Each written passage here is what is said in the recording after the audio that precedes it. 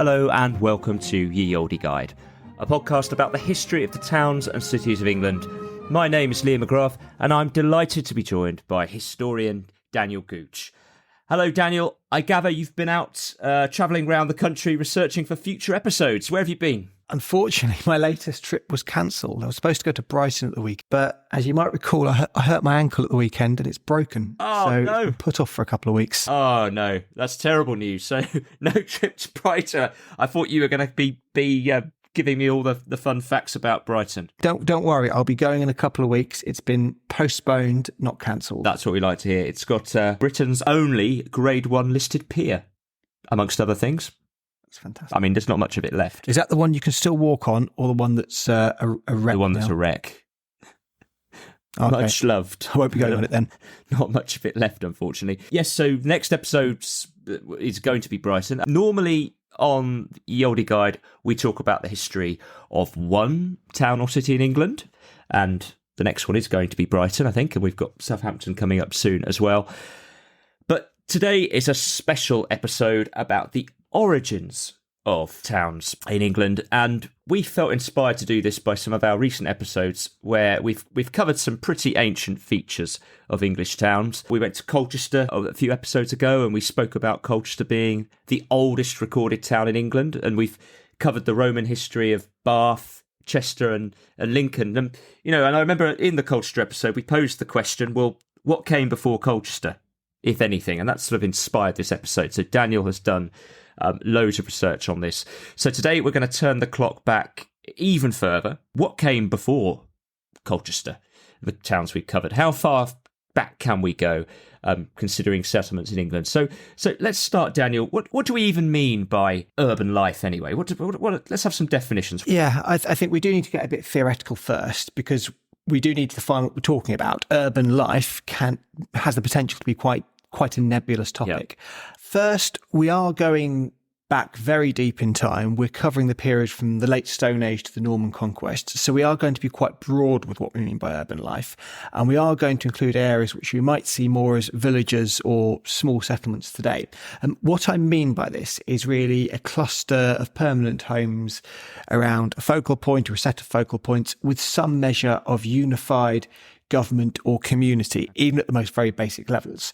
So really kind of the next level on in development from prehistoric nomadic tribal settlements. And these focal points and concepts of unified governance and community become even more important when you start considering the definition of a town as opposed to a village.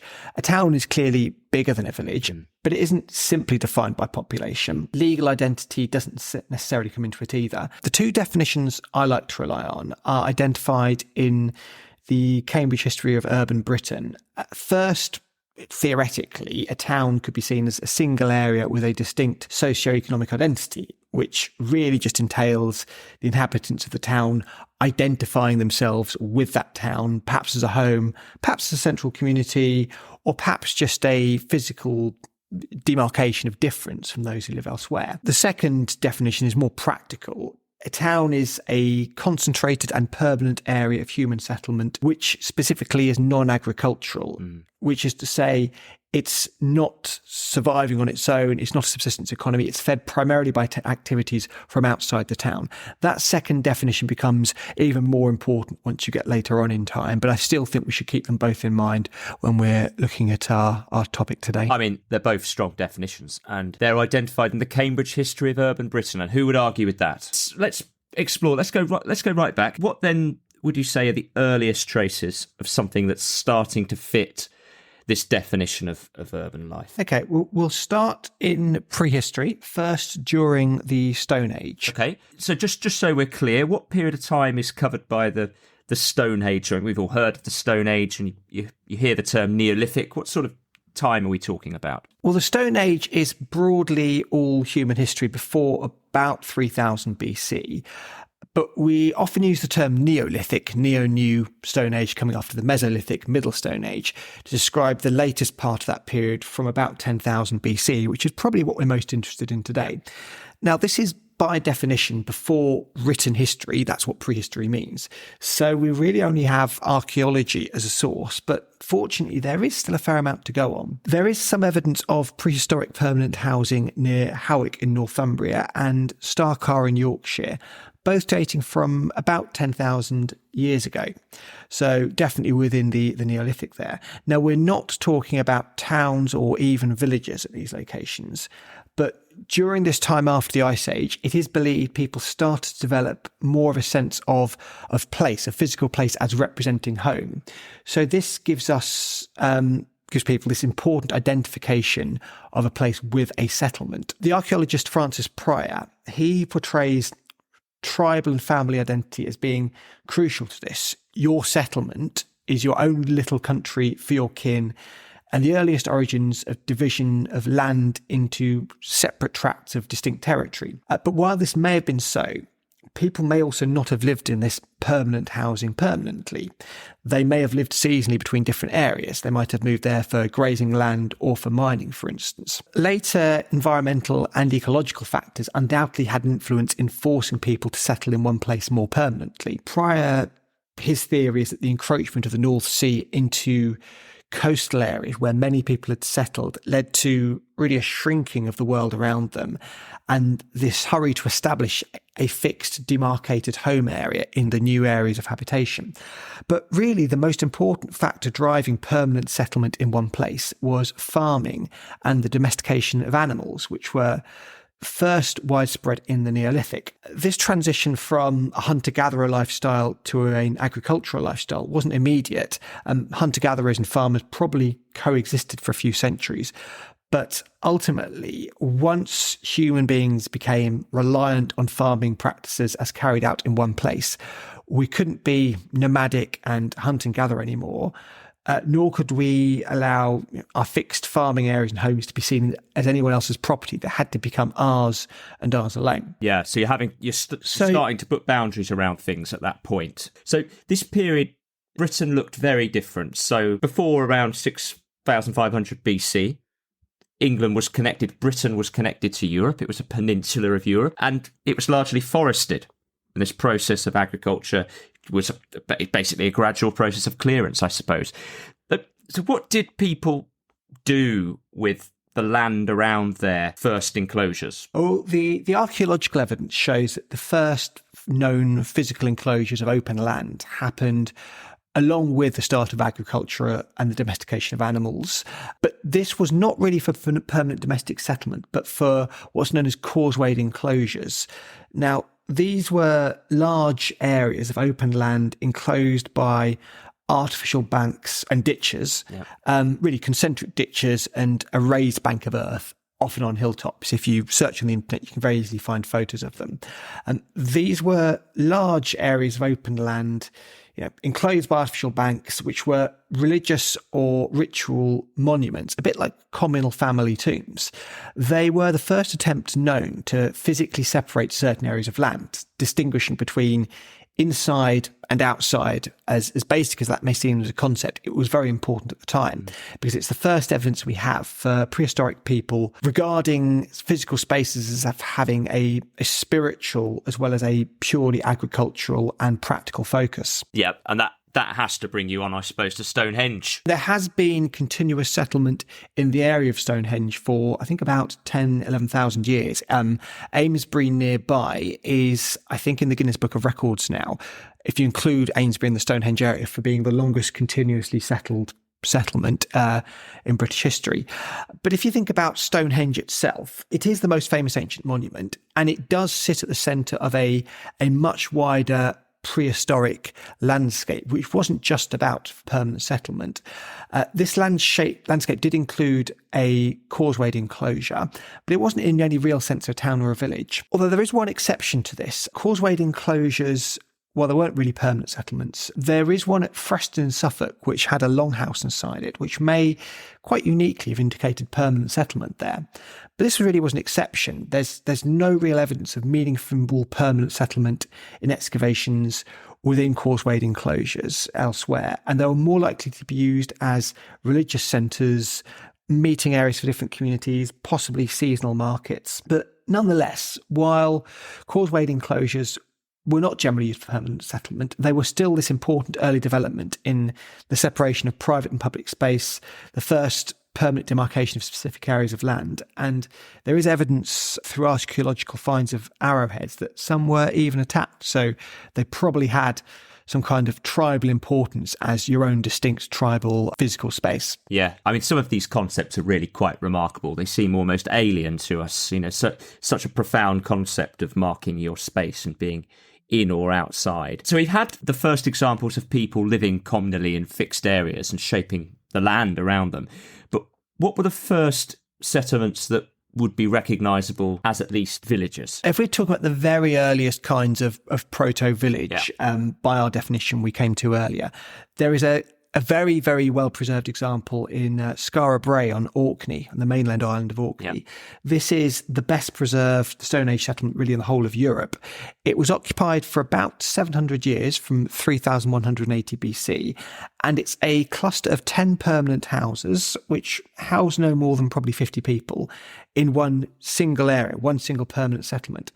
It's really important to our story today, not just because it survived so well, which is really because it was built in of readily available local stone, unlike the rottable materials like wood that we used in most of Britain, but because there was some evidence of community organisation in the construction.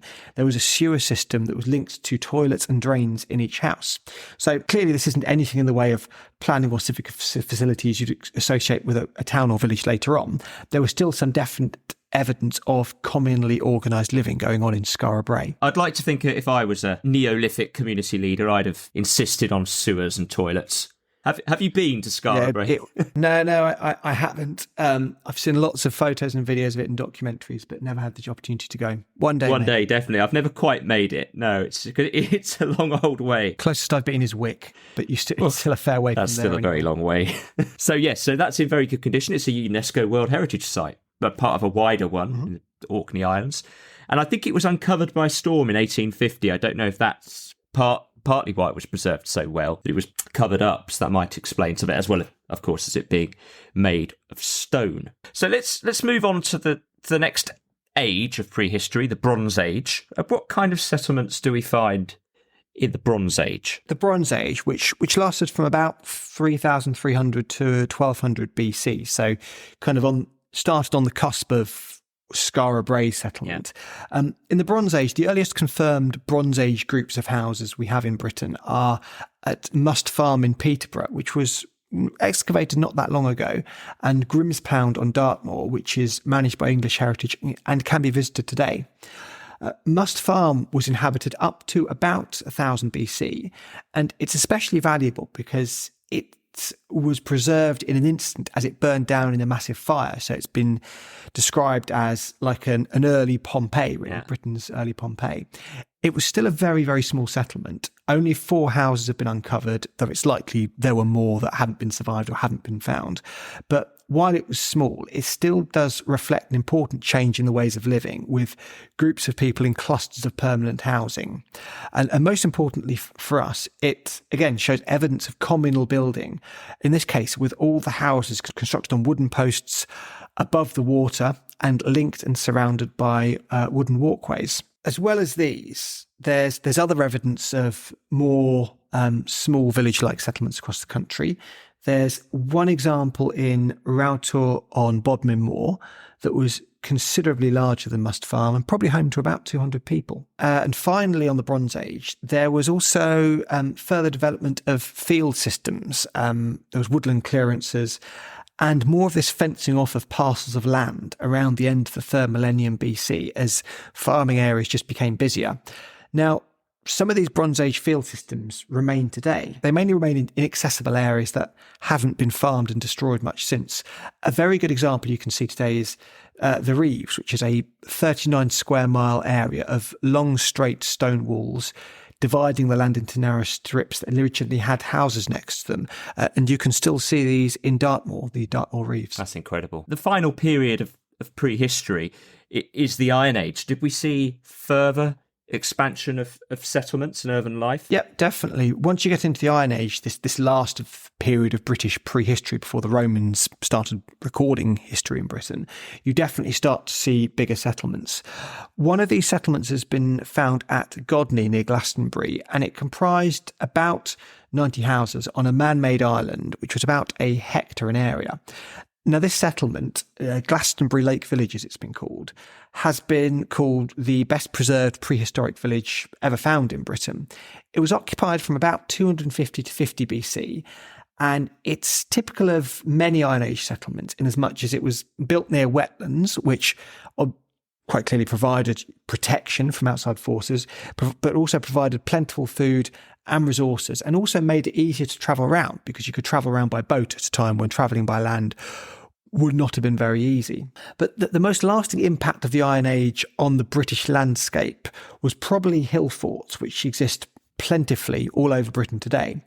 Now, these today look a bit like big landscaped hills, which were originally enclosed, sometimes by fences, sometimes for defence, but their purpose and their location vary widely.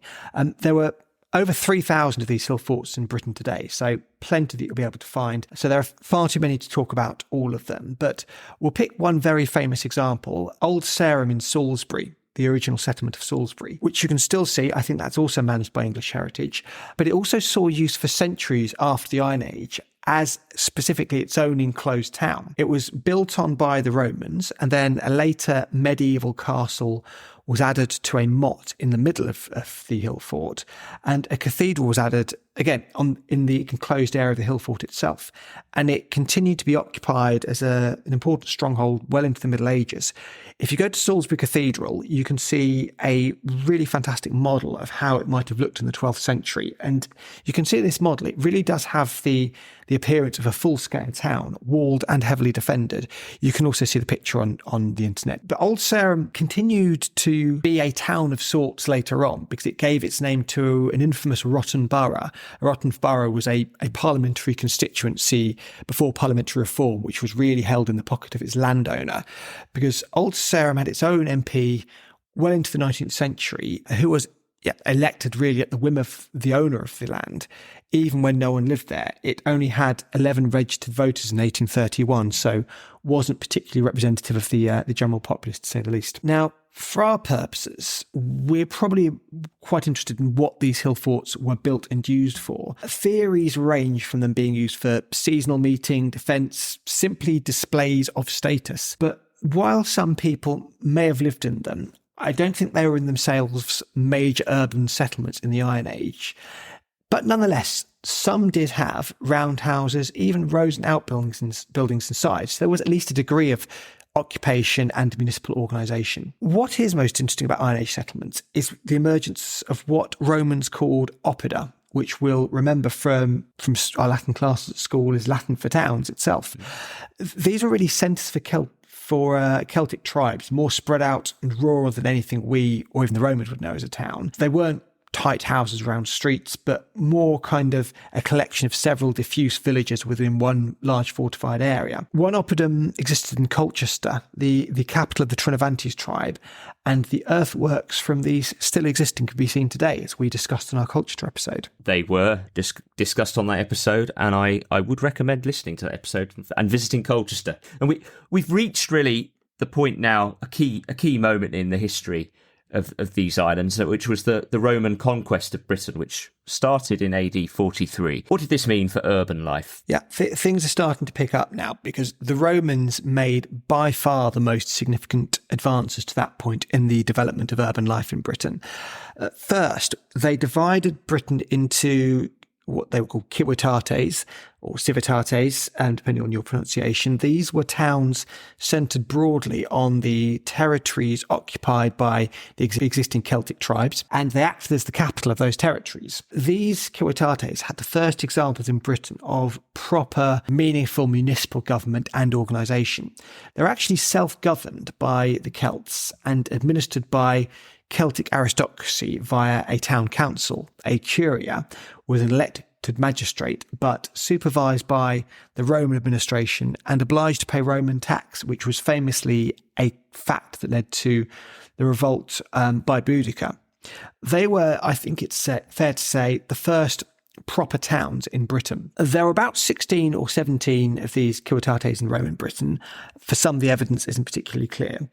But there are also 5 other major towns of a different type, known as coloniae, which were originally founded specifically as settlements for army veterans. Now, these are the places that we think of really as the most Roman places, towns in Britain today. Colchester, Gloucester, Lincoln and York. York was made a colonia a bit later than the others in 210 AD, which all have plenty of extant Roman remains between them. Plus, of course, London, which was the largest, where the governor of Britain sat. These Roman towns had clear evidence of planning. They were laid out in grid patterns, generally around a central forum. Many still exist as towns today, not necessarily continuously settled, and we'll come into a bit more later. Come on to talk a bit more later about how they came to be towns today. In some cases, new towns just sprung up in the same location. That lineage is a bit subjective. But you can also see remnants of ruined towns in Roman towns that didn't survive. Silchester near Reading and Corbridge, which was the most northern town in the Roman Empire. So many of these towns had defensive walls added, and you can see remnants of these walls again at Silchester and Colchester amongst many other places. So I was going to say Silchester, that's not far from you, is it? And that's an example of a fairly substantial Roman settlement that has been abandoned and hasn't been reoccupied and isn't now a modern settlement. It's a archaeological That's right. site. The Reading Museum has a decent amount of information about it. I notice you're giving the English names for these towns. What's happened to the Roman names? What's happened to Londinium? Well, with Ye Olde guide, I have to guide people to these places. Now, I'm sure many of our learned listeners will know Londinium, but just in case, we might have visitors from abroad who aren't familiar with it, I'd like to guide people. No, that's right. Although I believe in the second episode of this podcast, there was a quiz where I was quizzed on the Roman names of 5 places. I don't think I got. Well, didn't get Manchester right. I was totally surprised that Manchester had Roman origins, but it did. No, that was the tricky one. Well, Manchester. Yes, it's clear. It's clear now. You point it out. But it's an interesting point, isn't it? Because so I've read 26 out of the 63 cities of England can trace themselves back to some kind of Roman fort, Roman town. Yeah, and as well as these major towns we've talked about with populations, London had 35,000 at its peak, Colchester 12,000, Cirencester 10,000, really substantial places.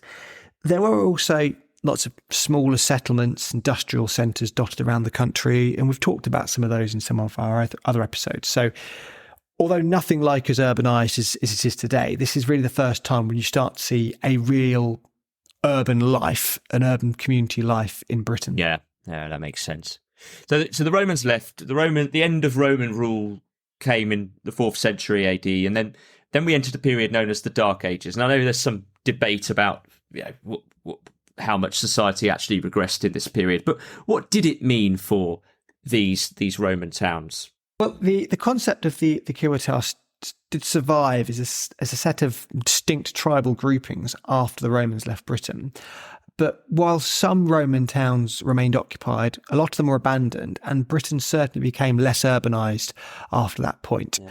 There was some more urbanisation of Britain in different directions after the Anglo-Saxons invaded. Yeah.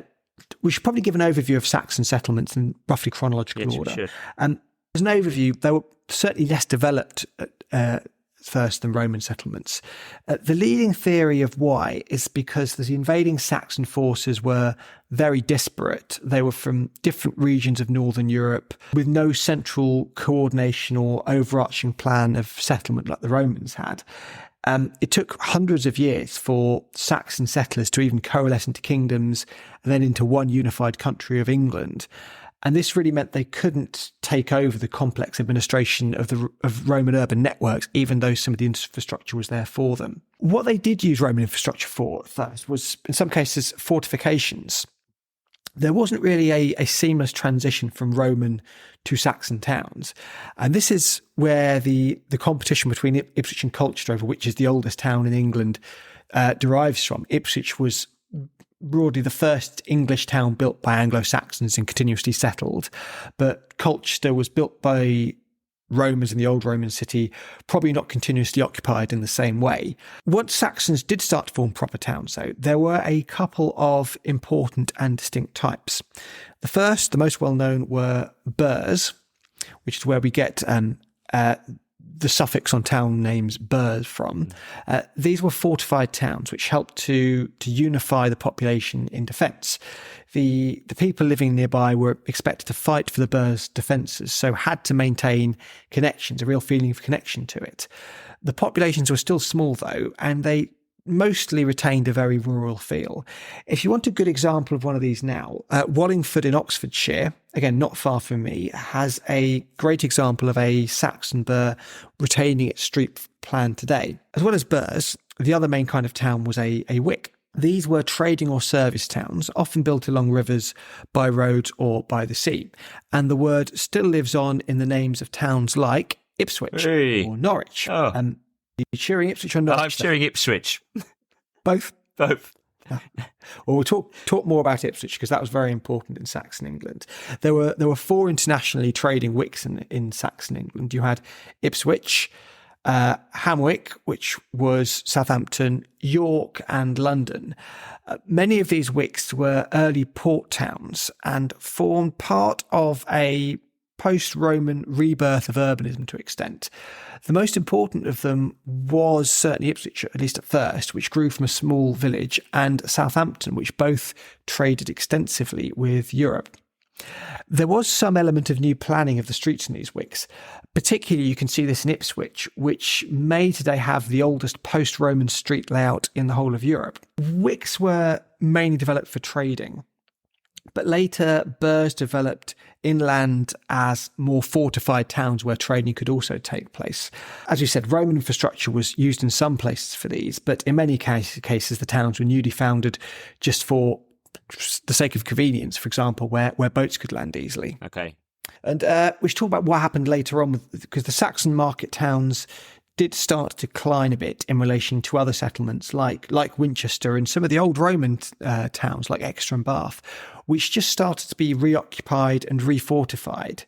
It's been suggested this happened because towns were being developed in order to have more fortified market towns with more protection against Viking attacks. So there's a real purpose to it.